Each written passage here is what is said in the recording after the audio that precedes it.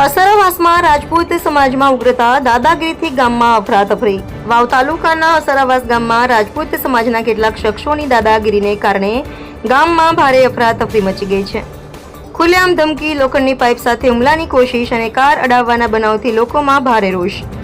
માહિતી મુજબ રાજપૂત સમાજના થાનાભાઈ દુડાજી રાજપૂત ઉંમર 47 સિદ્ધપુરી દાદાના મંદિરે દર્શન કરવા ગયેલા ત્યારે તેમના જ સમાજમાં ઈશ્વરભાઈ વિહાભાઈ રાજપૂત સાથે બોલાચાલી થઈ હતી।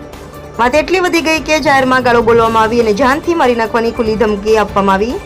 થોડા સમય બાદ કાળા કાચવાળી સ્કોર્પિયો કાર GJ08CG3383 માં આવેલા વિપુલભાઈ રામસિંગભાઈ રાજપૂત અને સિદ્ધરાજભાઈ ઈશ્વરજી રાજપૂતે કાર અડાડી નાખી તથા લોખંડની પાઇપ સાથે ફરિયાદીને જાનથી મારી નાખવાની ધમકી આપી।